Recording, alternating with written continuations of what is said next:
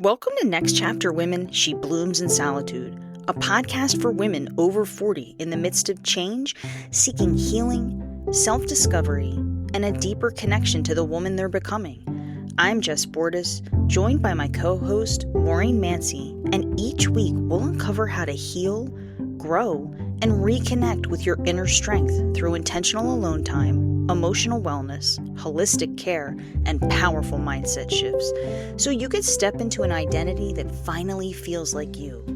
As certified mindset and identity coaches, holistic practitioners, and moms navigating midlife ourselves, we're here to walk with you. Welcome to Next Chapter Women, She Blooms in Solitude, the 4-part series Reflections from the Middle, where life isn't falling apart, but it's asking something new of you. This week's theme is Radiate, honoring yourself through nervous system awareness, space, and authenticity. There's a moment when you realize that you've changed, and maybe something in your life hasn't quite caught up yet as you're changing. And so over the last few weeks, we've explored what it looks like to release what no longer fits. We talked about renewing our relationship with ourselves and our perspective of ourselves at this time of life, and rising even when life isn't ideal. Today, we're closing the series with our final theme, Radiate, and we're exploring how radiating isn't about necessarily being calm, healed, or at peace all the time, but about honoring yourself through what your nervous system is experiencing, especially when something no longer feels aligned. So, hi and welcome, Maureen. Hi, I have a lot to offer to this conversation today. Woohoo! Thank you, Jess. This is Yeah. awesome. We're ending the series with a bang. So let's talk about how Radiate fits into this, session we're going to talk about today. I have been having a lot of resistance over the past few years with a relationship that I have been in, and a lot of parts of it are good. But there's a big part of it that's not suiting me. And instead of really, really listening to me inside, my soul is screaming at me. And because my nervous system, all this stuff's going on inside of it. I have anxiety. I had a rock in my back, but I'm resisting it and I'm continuing on this relationship.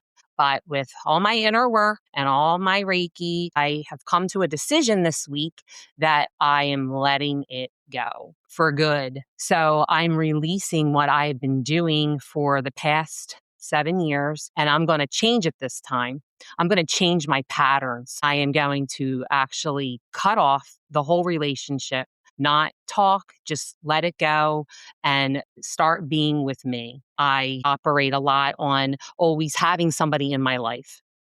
And I'm realizing that I need me now more than anything. So this anxiety has heightened over the past couple of months as we were coming to this episode. And I'm realizing that this is a chapter of my life that I have to shut for good in order for my growth to start to continue.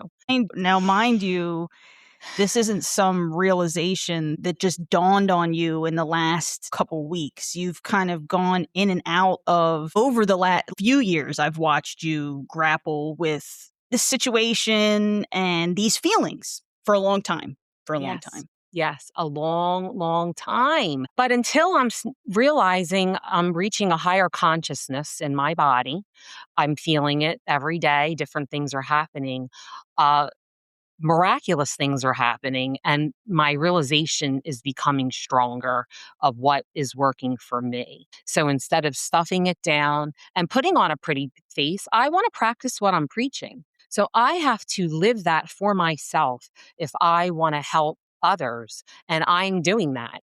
And I feel really good about where I am. And yeah, in the middle of it, is it hard because I'm getting over a relationship? There's emotions involved. But I felt a weight lifted when I finally made a decision. And it feels really, really good inside because I am worth to be in love with myself again. And as long as that resistance in that relationship was there, I can't do that. I can't rebuild a relationship with myself as long as I have that holding me down. And so today we're really trying to look at this situation through the lens of the nervous system. And so experiences like this, it's not something that only happens in romantic relationships. It can happen in friendships. It can happen in family dynamics. It can happen in work environments. I mean, if you've listened to any of our other episodes or podcasts, you've heard us talk about things being off, things not feeling right.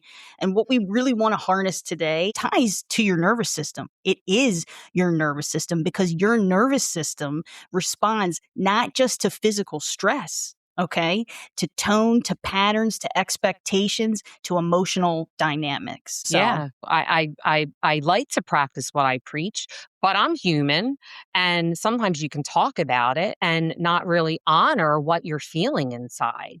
And I feel like I'm finally honoring what has been screaming at me, what my soul has been asking me to release. I'm honoring that. So that makes me feel really good, and that makes my body feel really good. I've realized like I less anxiety over the past couple of days. And that's a big thing in my life that I've been carrying. I definitely think attributes to midlife, but I also know that I've been carrying this burden that I've been wanting to release. And I'm seeing how that has helped with this decision that I've made. So, and that's a big part of what like I want to talk about today too, is how this might show up for people. Because in this situation and in other situations, you might feel perfectly fine.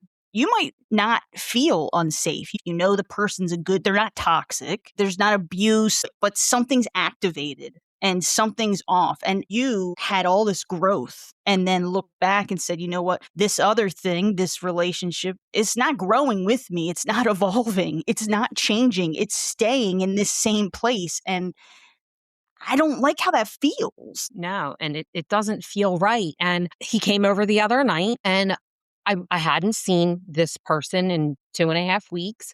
And I was angry. It's like, Maureen, why are you angry? You haven't seen him. And because my consciousness was saying, because it's wrong. You know where this is going, and you just have to be honest now with him and yourself. And I literally told him the night he was over, I'm outgrowing this relationship, and I need to let it go. And he'll stay with me because I'm here. We have a pretty good relationship, but there's other things on his end that wasn't honoring what I was feeling inside about it.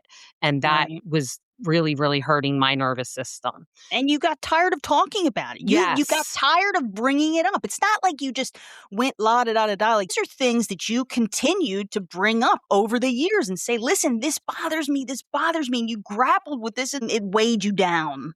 And you see that as you've grown, you start to realize more than ever the things that are weighing you down. Right. I think it took two for us to start growing our business and have our podcast, and us really working on ourselves, especially with the program we were in, like really pointing the finger back at ourselves and say, hey, what in our lives is affecting our nervous system that we have to address, that is holding us back? Because I now realize by releasing this, I'm only going to make space for something bigger and better to come into my life. And I've already seen it in the past couple of days. I've seen a lot of really great things happening that are unfolding.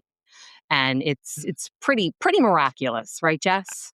That's the really good stuff. Like, you deserve to feel that way.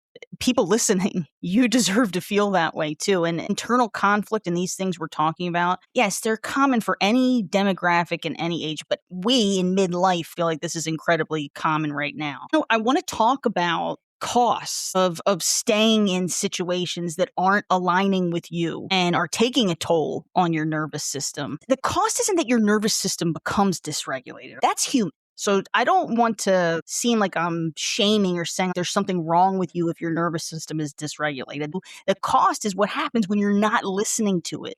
Yes, I feel really good inside now. But for many years, this resistance that I have in this relationship has held me back and has caused me to feel down and out and angry, and causing a lot of tension in my back, my body contracting, holding all this pain. And then you don't realize that that is what's doing it until you start to understand the dynamic of everything that we're talking about. What about that place where you get used to something and something feels safe? But the problem with that is that if you stay in that, you start to really erode your own emotional self-trust. Yes. And it goes back to that whole trust thing. If I don't trust myself, then how do I trust anything or anybody in my life? I have to trust what is being brought to me for my highest good. I'm inviting a lot of trust into my life these days with the things that I want to fill my life with: abundance,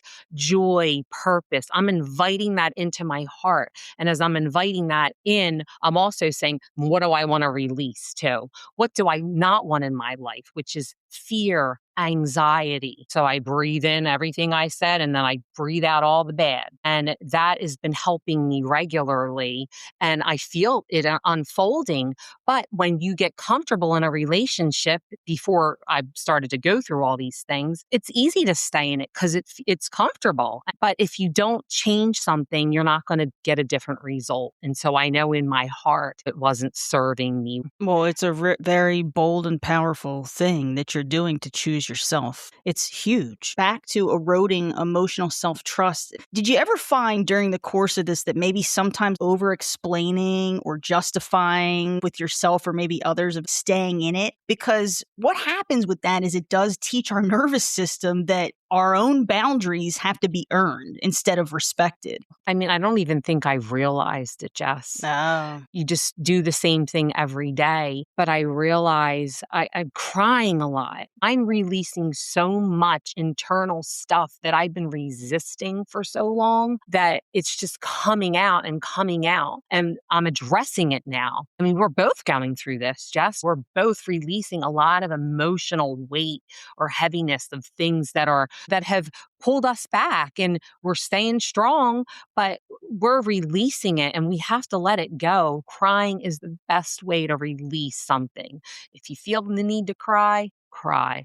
It really I helps with know. anxiety too. Yeah, my personal choice over the last 6 years to be single, to be by Right. myself. And as much as I love that and I don't want to give it up, and as great as it feels, don't get me wrong, it's not easy. And there's times where the outside, those distractions and that noise, I was telling you about that when I heard on the radio the other day, that conversation where someone was like, if you are alone at the Super Bowl or you're not at a party or it's New Year's Eve and you're alone, you really need to reassess where you are in life. And they open this dialogue up about how, oh, don't you feel sorry for that person? Maybe they don't have anyone or they're so alone. What about the people that solitude feels good? I'm not lonely. I'm choosing this. I like my own company. As weird as that might sound to some people, it feels pretty darn good, but it took time to get to that point of feeling comfortable and learning to like and then love who I am and feel great in my own company. And with us as, best friends and business partners, I have gotten to see you be alone but not lonely, and that has helped me come to finally this realization. I'm ready to fall in love with myself again, just like you. I love being in solitude and I don't feel lonely. I'm choosing it too. Jess has been by herself without a man, and wow, what a great example. And I can't remember the last time I was alone without somebody in the wings. And I said, I'm ready for me now. I'm finally ready for this. And it's my choice. Everybody can make their own choices for themselves. You might be looking at this and saying, oh, they're crazy. What? They want to be alone? When you're comfortable with yourself and you can fill it with all the joys that you want to bring to yourself and not have anybody distract you. You're doing exactly what you want to do in your moments with just you. What can get better than that?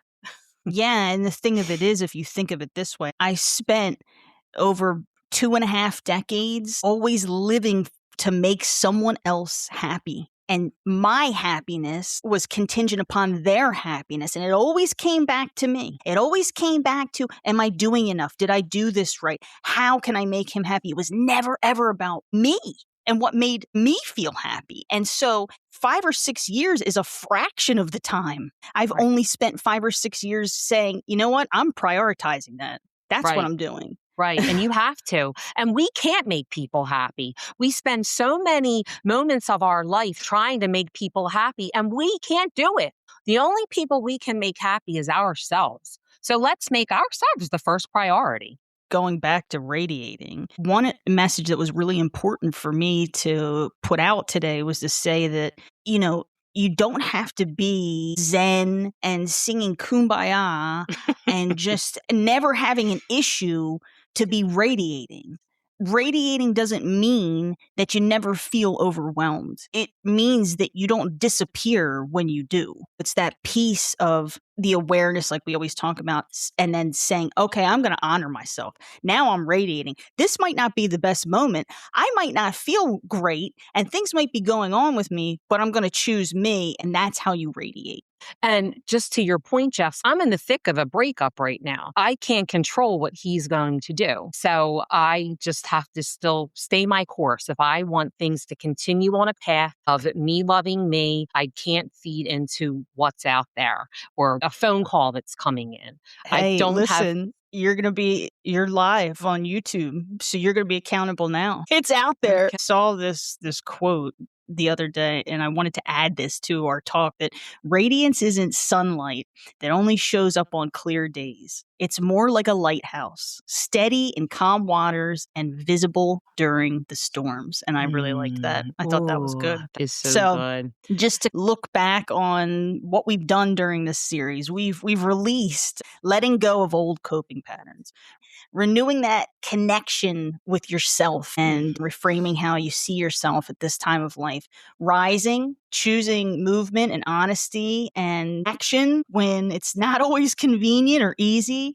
And then today, radiating, staying self-connected in every state, no matter how you're feeling. We try to offer a little practice or something that people can do. And then you can add on to this, Maureen. This week, practice noticing how you respond to yourself when you're dysregulated. That's it. Mm-hmm. Do you rush to calm yourself for others? Are you explaining away your discomfort? Are you allowing yourself space without justifying? Just notice. See what happens. Yeah, see what impacts you this week and take notice of it.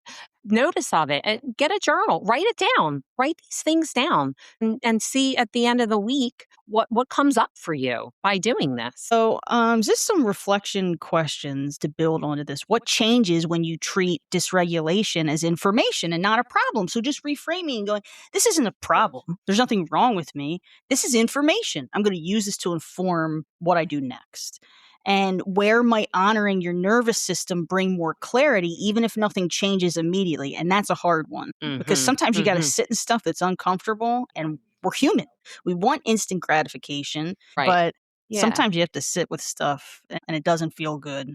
Or you ignore it. It keeps coming back around and you keep sitting in it and you keep sitting in it. It's like, well, I'll just stay in it because it's comfortable. This is what I know.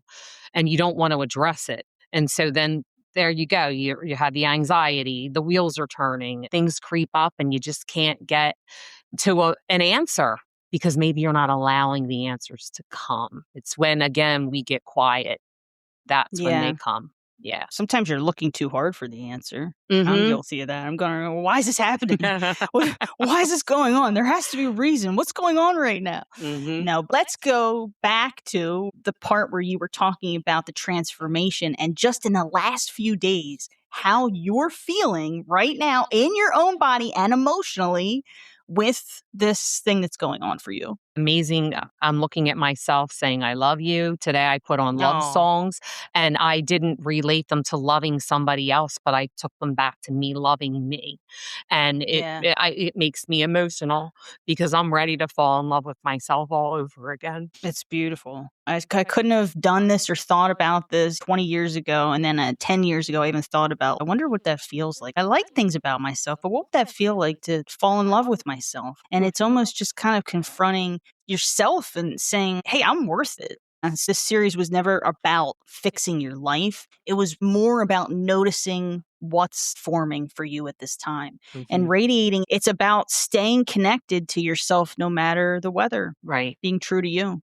Be true to yourself. It's not about it being perfect. If this conversation resonates with you guys at all, we created a gentle guided reflections called Where You Are Right Now. It's a space to listen and discover what's going on inside of you. And you can find the link in the comments below. I really enjoyed doing this whole series together with you. Yeah. And I hope that if there's one person out there that this helped, or even if the conversation resonated with them, then that makes me truly happy inside. If this resonated with you and you want to see more of us, we're on Facebook. Growth Catalyst LLC is our page.